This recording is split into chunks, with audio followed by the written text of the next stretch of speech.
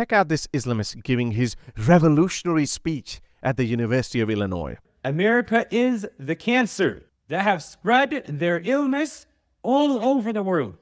In America and in the Middle East.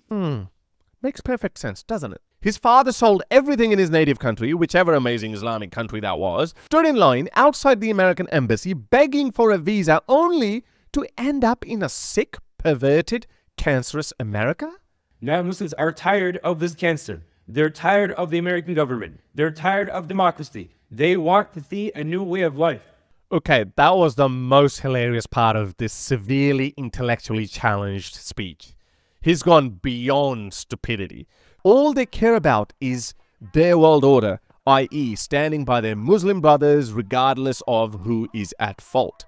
Some anti-Jewish Christians like Lucas Gage or that MMA fighter, he might be saying that, yeah, but they deserve it. Hold on, let me show you how you Christians were treated in an Islamic caliphate as well. Alright folks, this is Sultan. As you guys have noticed, the tide is starting to turn in the West. The naive Westerners who thought that all cultures are the same are starting to find out that it might not be objectively true. Westerners are now starting to realize that tolerance and respect for other cultures are good values to have, but not at the expense of their native values. What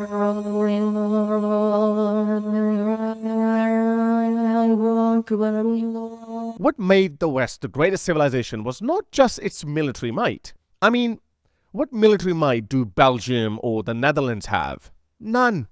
It's the collective, modern, progressive, tolerant, democratic values of the West that make the West great. The West got it right for the most part, and most cultures like the Indians, the Chinese, or the Japanese who moved to the West contributed not only to their own benefit, but also to the benefit of the West as well.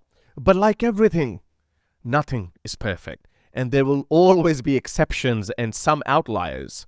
When multiculturalism works for the most part, it's not perfect. There is a particular culture that has made its way into the West that is inherently opposite to the values that have made the West so great. I wonder what culture is that?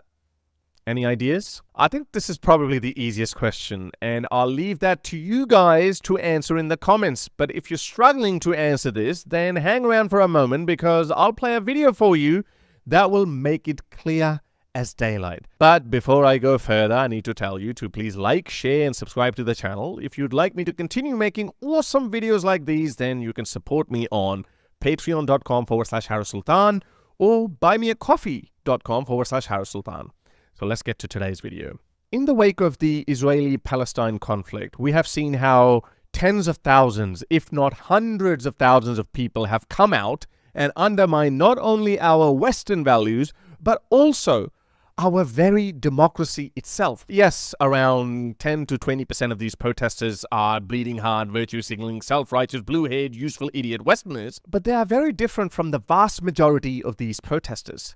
These blue-haired Wokistanis are protesters who think that they're on the right side of history, as though they're standing up for human value, when in reality, they're standing up with terror. But who's going to tell them? I don't even address them anymore. Leave the idiots. On the other hand, the vast majority of these protesters are Islamist propagandists who do not care whether Israel's war on terror is just or not. All they care about is their world order, i.e. standing by their Muslim brothers regardless of who is at fault.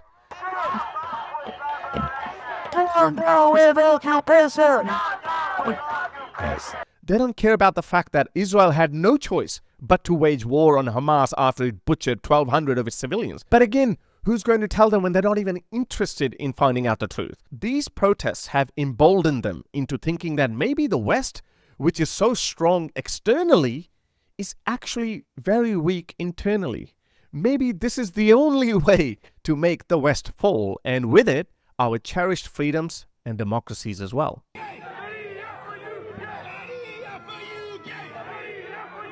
Look, I personally don't think that they will succeed. I personally don't think that the greatest civilization on earth can be so easily disbanded by a primitive 7th century ideology. But this is no time to be complacent. The Roman Empire was also the greatest civilization of its time, but it also came to an end at the hands of barbarians. So, what is their modus operandi? And why is the tide turning? Well, it's because clowns like these are openly committing what can be nothing but treason. Check out this Islamist giving his revolutionary speech at the University of Illinois. America is the cancer. America, the American government, secularism, democracy, capitalism, these are cancers. So basically, America and its values are so cancerous that this clown's parents left their amazing country with amazing values to settle in a cancerous country like America. Makes perfect sense, doesn't it? What else could it be? His father sold everything in his native country, whichever amazing Islamic country that was, stood in line outside the American embassy begging for a visa only to end up in a sick, perverted, cancerous America? Why would his parents do that? Why would they come here if America was so bad? Why is he still in America if it's so bad? What's stopping him from doing all of us a massive favor by renouncing his citizenship and going back to wherever he thinks is the best place on earth? Am I missing something here? I moved to Australia when I was 19. My first choice was America, but that was back in 2003, and the US was pretty wary of young Muslim men coming into America from countries like Pakistan. Look, that's fair enough. I don't hold a grudge against America. I would actually want America to protect its borders. America was under no obligation to let me in. Australia, on the other hand, said, we'll take you dollars that you're willing to invest in Australian universities. I came here. I fell in love both with Australia and the woman I met back then. I took an oath to stay loyal to Australia, and here I am. This is why I see it as mandatory for every immigrant to not only love the country they have adopted, but also fight for its values, constitution, and people. That have spread their illness all over the world. In America and in the Middle East. In America over here, people have the freedom to, again, like I said before, commit zina, do all this fahisha, but when you speak up, it's a problem. Yeah, just like any other barbarian from the 7th century, he's not interested in education, science, politics, or philosophy. What he's interested in is who does what with their body parts. I mean, of all the bad things about America or the West that he could have mentioned, the first thing he picked was, oh, they're fornicating. Zina, I mean fornication. These clowns are so heavily indoctrinated and enslaved by the ideology that they just can't fathom the concept of individual freedoms. He thinks that when his father and his mother got married after reciting some Quranic verses, it makes his parents' coupling somehow more important or sacred. What difference does it make whether you say something in Arabic or not before you get on with someone? Do these people produce Einsteins after their Islamic marriage that we should pay attention to it? Instead, according to a study by the BBC, around 55% of British Pakistanis engage in cousin marriage or consanguinity. I can never say that word, but you get the point.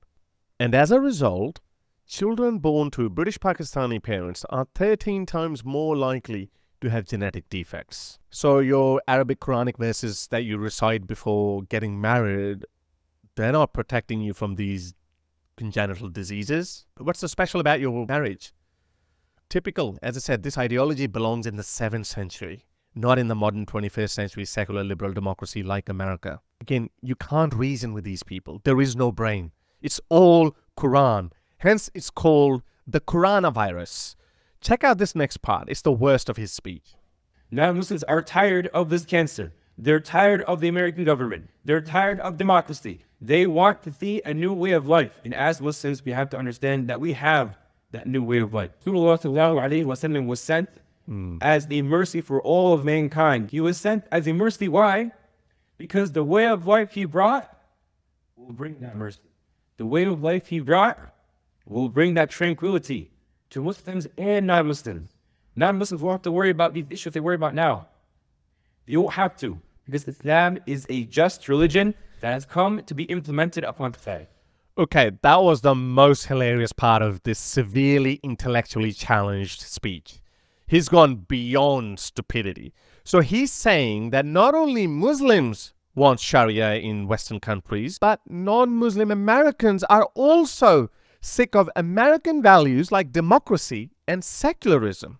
The very values that enabled this prick to have the life that he lives. Had he been living in his Islamic caliphate, he would have been flogged for not having a halal beard. Yes, that's not a halal beard. He would have been beaten up in any true Sharia-infested country. This is why he lives in the US and not in Afghanistan or Saudi Arabia. He says that the world order that his prophet gave to the world brings tranquility for non-Muslims. Okay, I don't usually educate people on Islam anymore because I think it's a dying religion and radical Muslims are more of a threat to our Western way of life than Islam itself.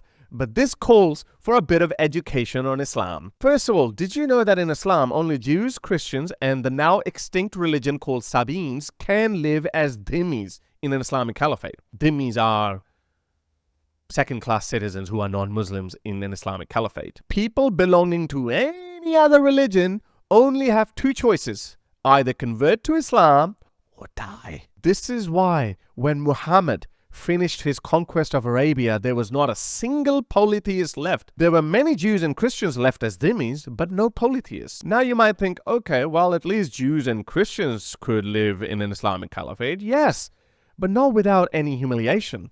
They had to pay this poll tax to live in the Islamic caliphate. This merciful prophet with his amazing world order, when he wasn't beheading Jews, he would force them to pay as much as 50% poll tax, when Muslims only paid 2.5% tax. Wow, what a merciful prophet. Check out this Quranic verse, chapter 9, verse 29.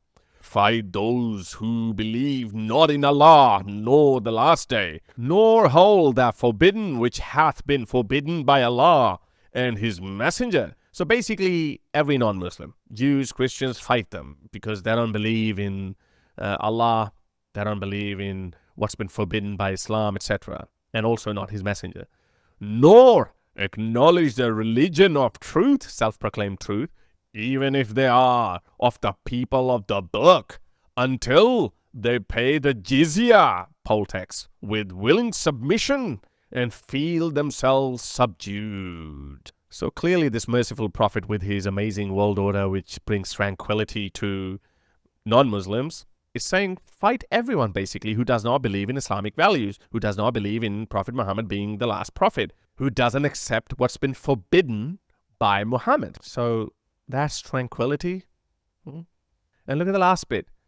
Make them pay jizya, poll tax. As I said, in some cases, it could be as high as 50%, while Muslims only pay 2.5%. There's also evidence of certain Muslim caliphs telling their generals not to force non-Muslims to convert to Islam because the revenue that they would collect from jizya was going down, because Muslims pay almost next to nothing tax. 2.5% tax is nothing. It's so stupid. You just can't run a modern country on 2.5% tax. This is what they call tranquility. They don't even hide their intentions. Check out Islam's biggest cheerleader, Muhammad Hijab.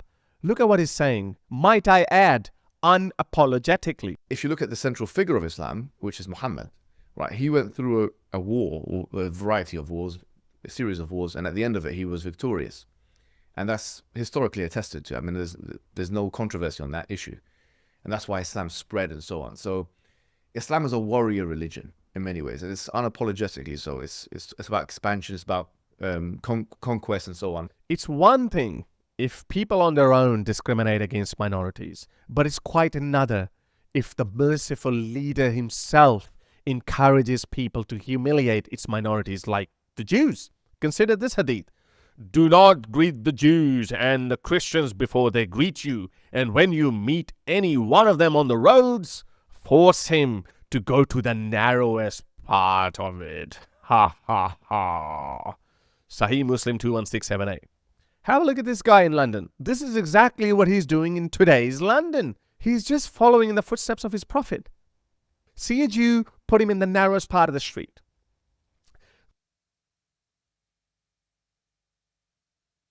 Some anti-Jewish Christians like Lucas Gage or that MMA fighter He might be saying that, yeah, but they deserve it. Hold on, let me show you how you Christians were treated in an Islamic caliphate as well.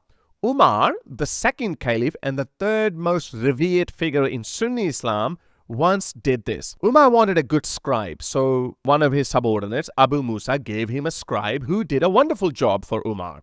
However, when Umar found out that he was a Christian, not only he sacked him, but he also kicked him out of the city of Medina because he was not pure. This story is explained in Tafsir Ibn Kathir, Volume 3, page 204. And I haven't even started on how sex slavery, wife beating, polygamy, and racist comments on black people and the enslavement of black people. There is so much more that I can go on and on and on, but this video will be too long. So the question is, does this clown giving his speech at the University of Illinois know anything about this? In fact, the bigger question is, do these naive, blue-haired Wokistanis know what this ideology encompasses and with what devil they're getting in bed? Probably not. This ideology preys on the ignorant and fools. It heavily relies on fools to sign up without reading the fine print. And like a mafia, once you enter this barbaric ideology, you can't get out. So I'm just doing my bit, trying my best to inform you how dangerous this ideology is. However, I'm hopeful that their wet dream of installing Sharia in probably the pinnacle of the Western world, i.e. America, is not going to come to fruition. But as I said, we can't be complacent. Educate yourself on Islam and shut them down whenever you see them propagate their medieval ideology. Listen to people like David Wood or Abdullah Samir. I'll include the links to their channels in the description. And you can support my channel too by becoming a patron at patreon.com/Harris Sultan or just buy me a coffee. Until next time, ta-ra. Protect your values, protect your country, stand up for your values. If you would like to support my work, you can become my patron by going to patreon.com/Harris Sultan, or you can simply buy me a coffee.